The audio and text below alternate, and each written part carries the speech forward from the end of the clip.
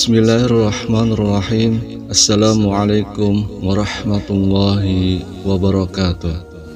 Syukur alhamdulillah kita bisa berjumpa lagi di channel ini.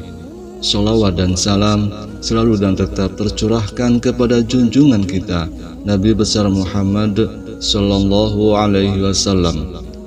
Allahumma sholli ala sayyidina Muhammad wa ala ali sayyidina Muhammad.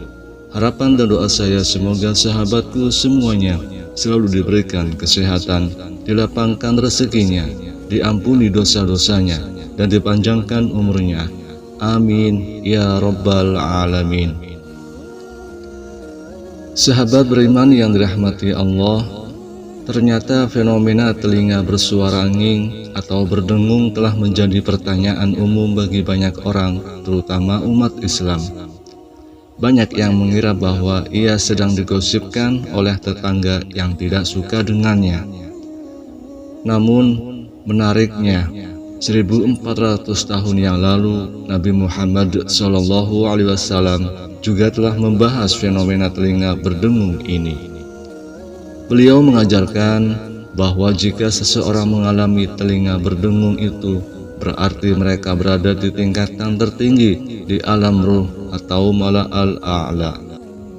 Dalam pandangan medis, tinnitus atau apa yang umumnya kita kenal sebagai telinga berdenging adalah suatu kondisi yang dialami oleh sekitar 15% hingga 20% populasi, terutama pada lansia.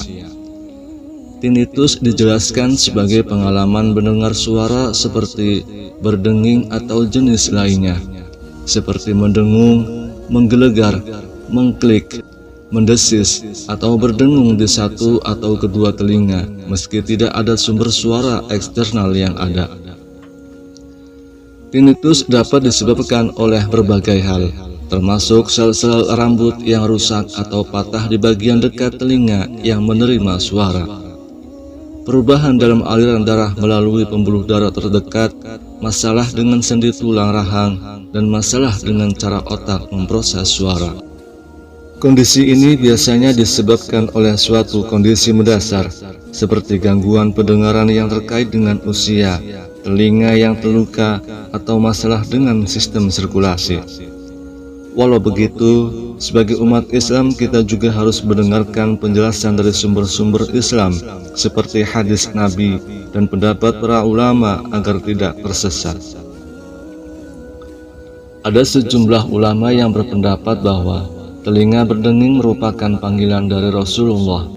Gagasan ini didasarkan pada penafsiran dari beberapa hadis dan teks keagamaan.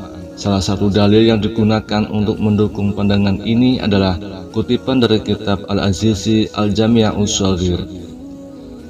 Dalam kitab ini disebutkan bahwa ketika telinga seseorang berdenging, ia harus mengingat Rasulullah dan membaca sholawat untuknya.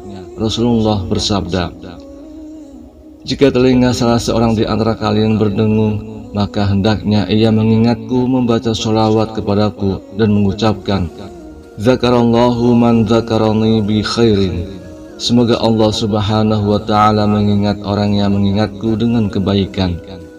Teks ini diinterpretasikan oleh beberapa orang sebagai bukti bahwa telinga berdenging adalah panggilan dari Rasulullah. Dalam hal ini, ulama menjelaskan sebagaimana juga telah dikemukakan Imam Abdul Rauf Al-Munawi yang telah dikemukakan oleh Ali Al-Azizi dalam kitab Asyiraj Al-Munir. Sesungguhnya telinga itu berdengung karena ketika datang berita baik roh bahwa Rasulullah telah menyebutkan pemilik telinga itu berdengung tersebut dengan kebaikan di Al-Mala'al A'la atau majelis tertinggi di dalam roh. Penjelasan mengenai alam ruh kita bisa merujuk kepada pemahaman ma'rifat. Seorang sufi memandang fenomena seperti telinga berdenging bisa ditafsirkan sebagai tanda atau simbol dari komunikasi antara manusia dan alam semesta atau antara manusia dan Allah. Dalam beberapa tradisi sufi, misalnya telinga berdenging bisa diinterpretasikan sebagai suara sebagai dalam diri yang mencoba untuk berkomunikasi atau memberikan pesan. Imam Al-Nawawi dalam kitab Al-Adhkar juga mencatat hadis yang menjelaskan bahwa ketika telinga berdenging kita disebutkan di alam gaib.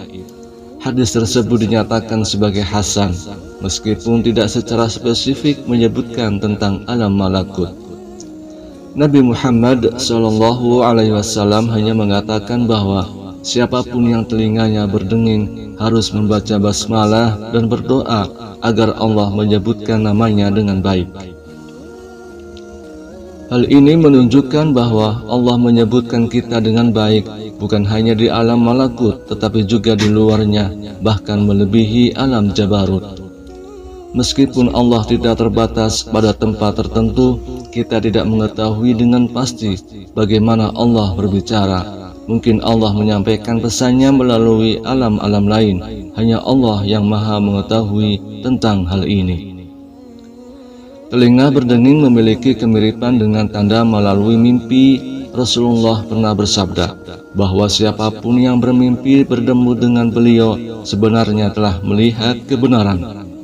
Namun kadang-kadang kejelasan dalam mimpi dapat dipengaruhi pemahaman kita tentang hakikat Nabi dan kecintaan kita terhadapnya. Jika kita belum memahami dengan baik hakikat Nabi, maka penglihatan kita dalam mimpi tentang Nabi dapat menjadi kabur. Namun Rasulullah menegaskan bahwa di akhir zaman hampir semua mimpi orang yang beriman adalah benar. Mimpi ini merupakan warisan dari para nabi dan termasuk dalam ilmu mimpi yang dihormati oleh para ulama.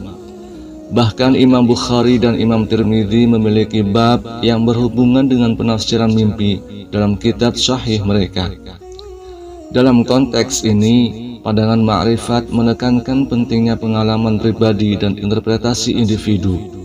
Setiap orang mungkin memiliki pengalaman dan pemahaman yang berbeda tentang fenomena seperti telinga berdenging atau mimpi bertemu Nabi. Yang terpenting adalah setiap individu berusaha untuk mencari kebenaran dan pemahaman spiritual melalui pengalaman dan pengetahuan mereka. Namun yang perlu dicatat bahwa tidak semua orang setuju dengan interpretasi ini.